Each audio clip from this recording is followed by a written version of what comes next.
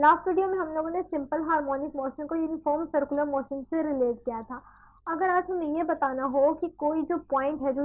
ये हमारा स्प्रिंग था,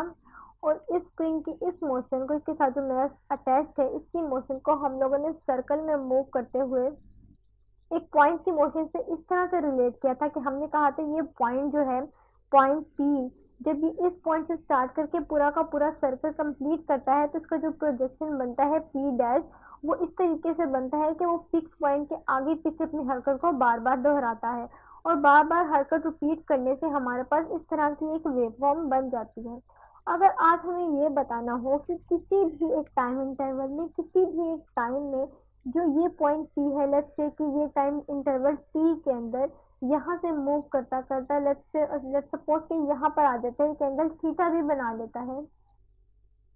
तो इस सिचुएशन में हमें मालूम है कि इसका जो प्रोजेक्शन है, अगर ये पी यहाँ से मूव करता करता यहाँ पर आ जाए तो हम कह देते हैं कि लेट्स से किसी कह देते हैं पी डैशन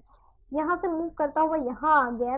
तो यहाँ पर आके जो इसका प्रोजेक्शन बनता है वो बिल्कुल इसके सामने वाली लाइन पर मूव बनता है, इस तरीके से। तो अगर हमें ये बताना हो कि इसका जो प्रोजेक्शन है, जो प्रोजेक्शन बन रहा है, इसका जो डिस्प्लेसमेंट है, अगर हमें वो बताना हो, डिस्प्लेसमेंट एक्स बताना हो कि इसके प्रोजेक्शन ने इस मेन पोजीशन के आगे पीछे कितना डिस्प्लेसमेंट ट्रेवल किया है, अगर हमें ये बताना हो तो हम उसे किस तरीके से बताएंगे? हम उसे इस तरीके से बता सकते हैं,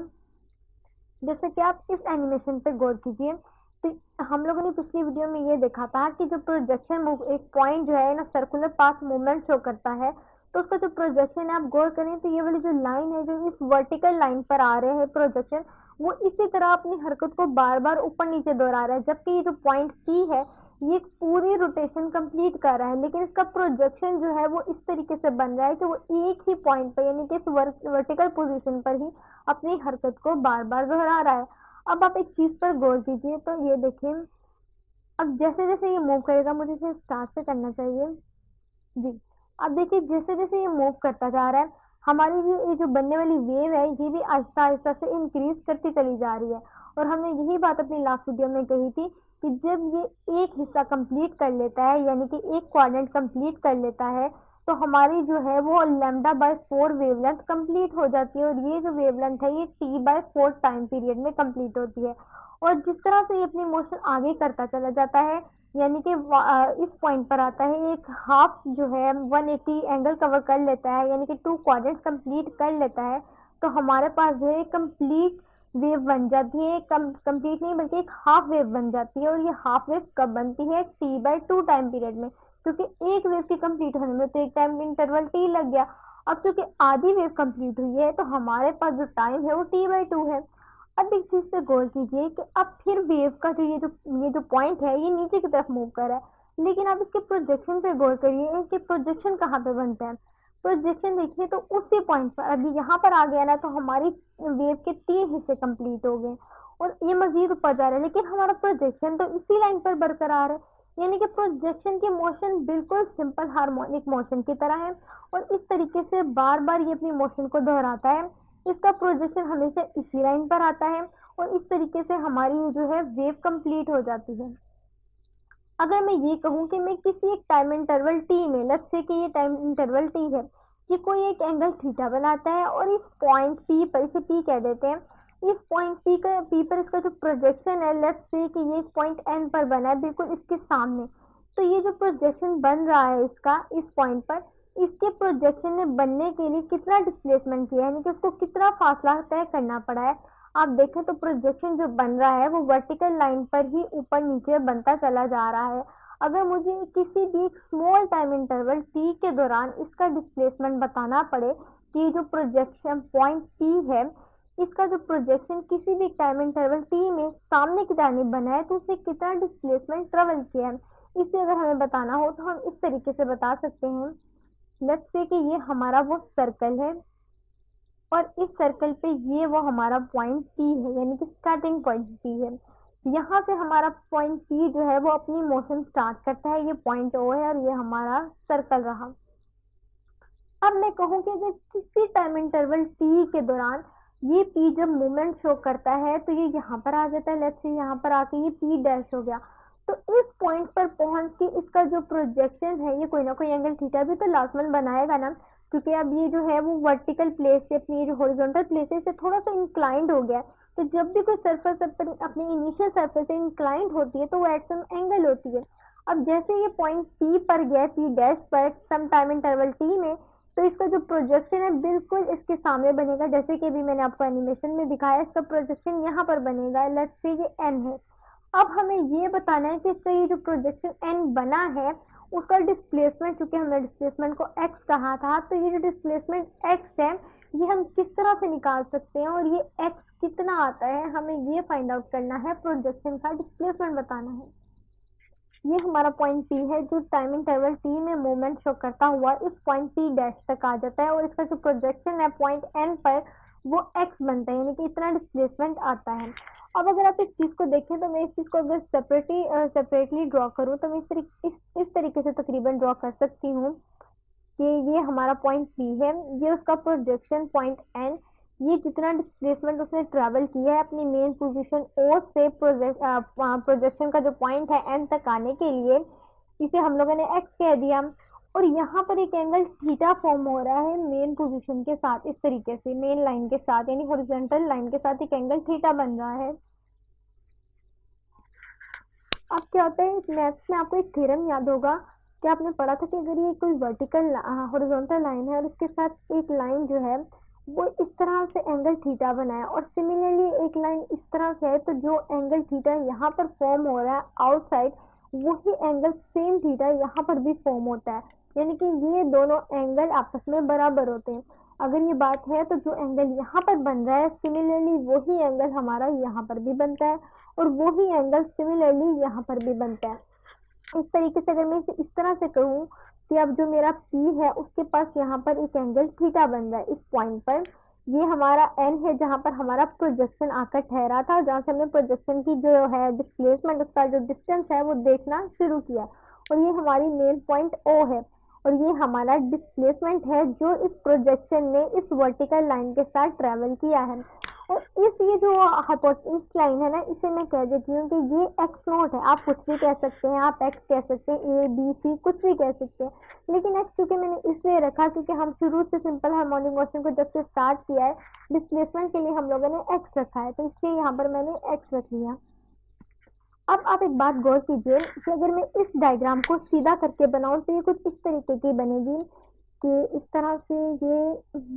मैं कोशिश कर रही हूँ इसको बनाने की कि ये हमारा पॉइंट सी है जिसके साथ एंगल थीटा बनता है, ये एन है, और मुझे इससे नहीं बल्कि इस तरीके से कि हमारा जो एन है वो यहाँ पर आएगा और ओ यहाँ आएगा। अगर मैं सीधा करके देखूं, आपको मालूम है कि ये जो बेस लाइन होती है, बेस लाइन उसे हम लोग कहते हैं कि ये कोस थीटा है, यानी कि कोस वाली लाइन है, और जो ये वर्टिकल लाइन है इसे हम लोग जो है वो, बल्कि ये वर्टिकल लाइन है और ये आपकी बेस लाइन है। आपको याद होगा कि आपने ट्रिग्नोमेट्रिक रेशियोज पढ़ी थी, उन ट्रिग्नोमेट्रिक रेशियोज में आप लोगों ने मुख्य एंगल और साइड निकालना सीखी थी। ये चीज हमें मालूम है कि इस चीज को हम लोग बेस कहते हैं। यहाँ पर मैंने सीधा करके इसलिए बनाया ताकि आसानी से मालूम हो सके कि ये चीज बेस होती है। बेस के साथ जो वर्टिकल लाइन होती है इसे हम लोग परपेंडिकुलर कहते हैं, और जो बिल्कुल ही परपेंडिकुलर के सामने वाली लाइन होती है जिसके साथ एंगल बनता है इसे हम लोग हाइपोटेन्यूज कहते हैं। तो इस तरह से यहाँ पर भी ये हाइपोटेन्यूज हो गया, ये हमारा परपेंडिकुलर हो गया।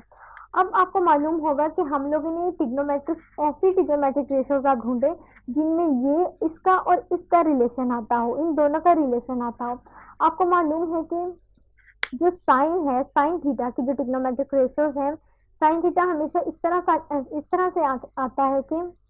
उसे हम लोग कहते हैं कि हमेशा परपेंडिकुलर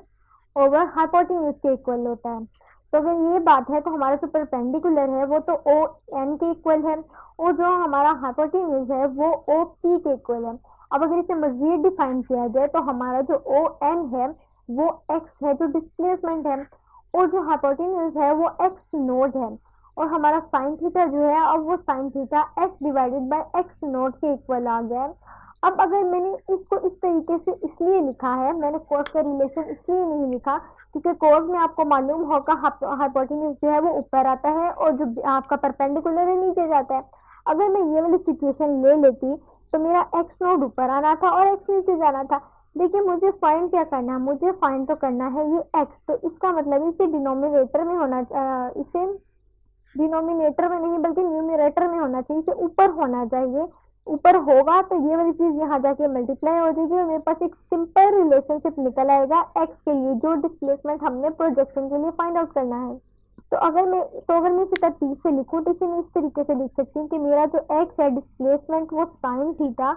यहाँ पे x नॉट साइन थीटा के इक्वल है। अब यहाँ पर एक और बात है, बहुत ही इंटरेस्टिंग बात है। आपने सर्कुलेटरी मोशन पढ़ा था फिफ्थ चैप्टर में, आप फिफ्थ चैप्टर के अंदर, जी हम यहाँ पे मैं लिख दूँ चैप्टर नंबर 5 में, आपने सर्कुलर मोशन के अंदर आपने पढ़ा था कि जो एंगल थीटा बनता है वो हमारे पास जो एंगल थीटा उसके लिए रिलेशन ये होता है कि एंगुलर वेलोसिटी इनटू टाइम के इक्वल होता है। ये एक रिलेशनशिप आप लोगों ने फिफ्थ चैप्टर में पढ़ा था।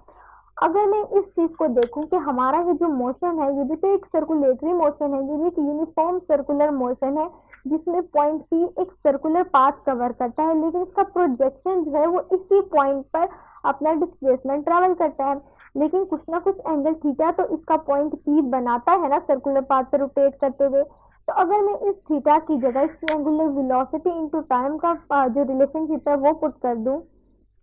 तो मेरे पास जो फाइनल एक्सप्रेशन आता है वो ये है कि x is equal to X not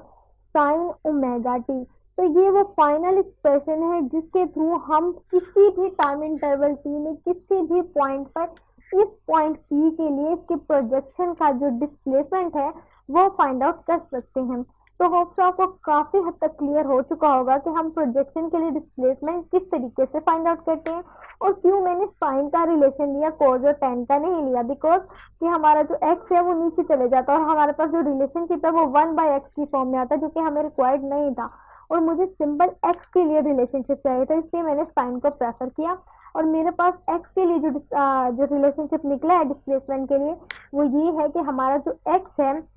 displacement है, ये जो एक्स नोड है ये हमारे वो एम्पलीट्यूड होता है ना किसी भी एक्सट्रीम पॉइंट का डिस्प्लेसमेंट, उसे रिप्रेजेंट करता है कि जो एक्स है वो बिकम्स आ जाता है x note into sine omega T के इक्वल। तो इस तरीके से हम लोग एक्स के लिए डिस्प्लेसमेंट फाइंड आउट कर सकते हैं कि कितना डिस्प्लेसमेंट लगा है इस पॉइंट पी के प्रोजेक्शन ने, कितना डिस्प्लेसमेंट मूव किया है। तो होप तो काफी हद तक आप लोगों को क्लियर हो चुका होगा।